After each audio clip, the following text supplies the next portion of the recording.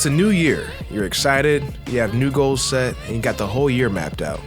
You're ready to make all those changes you've been telling your friends about for ages. But this time isn't just talk, because you mean it. You're officially gonna make the year 2021 your bitch. That bum-ass man you've been living with? Gone.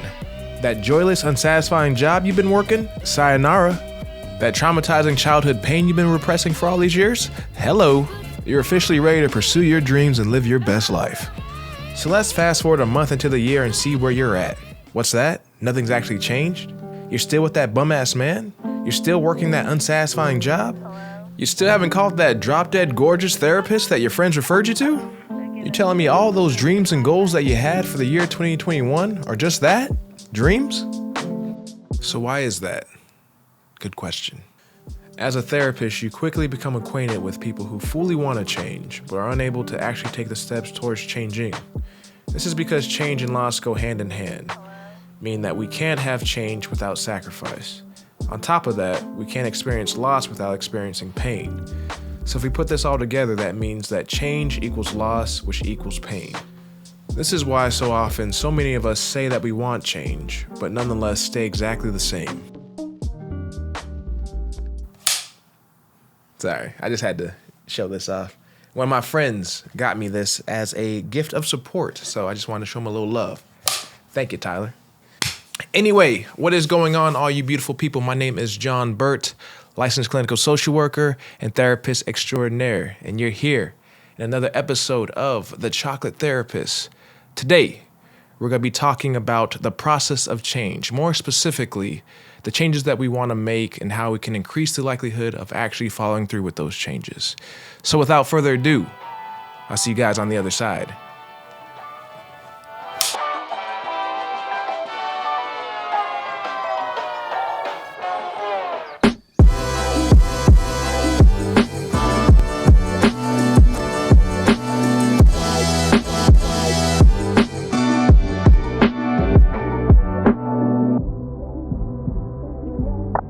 So, how do people actually change? Well, Nike would have you believe that you just do it. They sadly got it mistaken. Anyone who's trying to make any substantial changes would benefit from understanding James Prochaska's theory of the stages of change, where he posits that change doesn't just happen instantly, but when we experience change, it happens over a series of 5 different stages. Those 5 stages are pre-contemplation, contemplation, preparation, action, and maintenance. So let's run through each stage line by line, stage by stage, so we get a better understanding of how change actually happens. And it all starts with pre-contemplation. So let's say you want to make a change. Try therapy for the first time, end a relationship, stop drinking. Before you even get to that point, you're in the first stage, and that's pre-contemplation. Pre-contemplation is like the resting bitch face stage of change. What I mean by this is that our problems are there, we just aren't aware of them. This stage is characterized by denial, pride, stubbornness, and dishonesty. All 4 work together to make us ignorant of our problems. At this stage, we seek instant gratification over making positive changes. Instant gratification acts as a band-aid to our problems. Some common instant gratifiers are drugs, chasing shallow sexual relationships, and social media. These can be anything that act as a distraction that prevents us from making positive changes sooner. Next is pursuing pleasure over peace. This is when we don't want to deal with our problems because we know the amount of time and effort it will take us to rework and evolve to overcome our problems. The last characteristic I want to highlight is denial of the obvious and the inevitable. This is when we pretend to not see the problems clearly developing in front of us. As a result, this prevents us from identifying the changes needed to overcome those problems. So, typically at this point in the stages of change, you're not going to see a lot of people going to therapy, because who's going to go to therapy for a problem that they don't even acknowledge? What you will see is that people have been forced, either by a spouse or a parent or court mandated to come to therapy.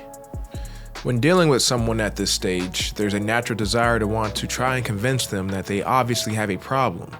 As a therapist, I've fallen into this trap many of times, and I'm continually reminded that it never works. It only leads to frustration from the person you're trying to help because they aren't ready to address their problem. We can't convince someone that they have a problem that they can't or refuse to see. We can't convince an alcoholic to stop drinking or anorexic to start eating. People at this stage aren't aware that their actions are self-destructive because the self-destruction is serving them, typically in a way that manages their anxieties. So, I didn't just bring you here to talk about the problems of this stage. What are some actual solutions? What a therapist does at this stage is ask the right questions that help us build our self-awareness and curiosity around our problems. They help us understand why we're in therapy or why other people think we should be in therapy. It's a long and agonizing process. And honestly, it's not even how a majority of people move closer towards the process of actually changing. What typically ends up happening is that our self-destructive behaviors that at one point served us ends up catching up with us. It leads to some type of misfortune or tragic event that does its own persuading. Drinking leads to a DUI. Lying leads to being fired from our jobs. Or being emotionally distant and not opening up to others leads to a breakup. These events typically highlight that we actually have a problem and tend to lead us towards the next stage of change, and that is contemplation. While pre-contemplation is characterized by our denial, contemplation is defined by our desire to change, but our resistance towards it. Contemplation is a stage defined by ambivalence, indecision, and inconsistency. This stage is characterized by procrastination and self-sabotage as a way to hold us off from making any painful changes for the better. At this stage, we recognize the problem, are willing to talk about it, and aren't opposed to taking any necessary action to address it. But when push comes to shove, there's conflicting emotions preventing us from making any changes. This is where a bulk of the therapeutic work happens. The client will know exactly what changes need to be made and will fully agree that if these changes were made, that life would most likely improve. But a therapist will see their client make the same dumbass decisions, fail the same tests, respond the same way, continue in the same dysfunction, and repeat the same behaviors over and over again. Don't get me wrong, I've made those same dumbass decisions before, and I still do from time to time. So let's explain why this happens. This stage happens as a result of us not being able to endure the anxiety of change. This is when we're naturally reluctant to give something up, especially without knowing what we're going to get in its place. What prevents us from moving past this stage is our resistance to the reality that change is the loss of the unhealthy familiar, and it's replaced with the anxiety of the unknown. We don't know if quitting our job or ending a relationship is actually going to work or help us, and that's the fear and the anxiety that we have to work through. This stage is all about acknowledging the role that our dysfunction plays in our life, understanding its anxiety-muting effects, and finding out what's being lost when we find alternatives to managing our anxieties and fears. So, once we check off these three things, then we can move on to the next stage, and that is preparation.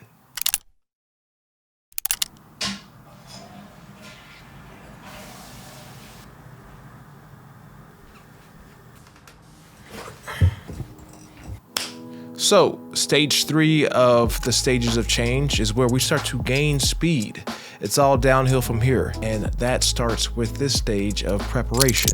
Preparation is characterized by doing research and gathering information about the changes you want to make, experimenting with small changes, and starting to map out a plan of attack. Benjamin Franklin encapsulates this stage with the quote, "If you fail to plan, you are planning to fail." I say this because a study found that 50% of people failed if they attempted to change but skipped the preparation needed to change successfully. People in the preparation stage typically take action within the next 30 days and start by taking small steps towards change, writing down goals, preparing a plan of action, making a list of motivating statements. These small steps help build confidence and foster the belief that changing our behavior can lead to a better life. One of my favorite quotes that I feel like perfectly encapsulates this stage is that action is the antidote of despair. This stage is characterized by modifying our behaviors, experiences, and environment in order to increase the likelihood of overcoming our problems. We're taking direct action towards accomplishing our goals, and understanding that this requires considerable commitment of our time and energy. We're using the plans that we developed and information gathered in the preparation stage. And lastly, the stage is about the transfer of words into action, where we take the insight we've learned about ourselves and use it as a guide for our next steps.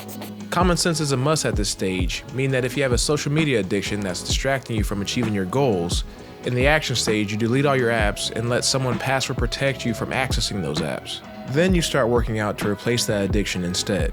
If you aren't happy with your weight, then common sense can look like you cutting down on unhealthy foods and starting to exercise instead. Lastly, common sense is being in a relationship that you currently don't want to be in, so you break up with that person and you guessed it, replace her with working out. Seriously though, you should work out, it's good for you. This stage is simple in theory but hard in practice because the things that we want to change are deep-rooted in our lives. We all have our addictions, rather that addiction is to drugs, drama, negativity, or our self-defeating ways of thinking. While these are all dysfunctional, we cling on to them because they help us manage our anxieties. So I'll wrap up this section with one of my favorite sayings. First you will do, then you will understand. So I think that this stage is all about taking a leap of faith. It takes courage to commit ourselves to change. And a lot of the times we experience something before the meaning becomes apparent. It's one thing to talk about making a change. It's another to commit yourself towards the hard work of actually changing. So trust the process. Last but not least, we have the maintenance stage. Maintenance is characterized as a person successfully avoiding any temptation to return back to their bad habits. It's when a person has maintained desired change for a significant period of time, typically 6 months to 5 years. They're successful because they're able to anticipate situations in which relapse could occur and prepare with coping strategies in advance. Finally, they are able to remain aware that what they are striving for is personally worthwhile and meaningful. So, beyond that, I don't think there's any more I can say about the topic. So I think it's about time for me to wrap this video on up. If you made it this far, you're a true supporter and I truly appreciate you. If you got something out of the video, please leave a comment. Let a brother know if you liked it, if you got something out of it, if you learned something from it. It's always appreciated. If you really like the video, then go ahead and just like the video. It helps a brother out. Give him his flowers while he can still smell them, as I think Jay-Z or Kanye said. Anyway, I'm not gonna keep you guys for any longer. Thank you for watching the video. Until next time, God bless. Hold on.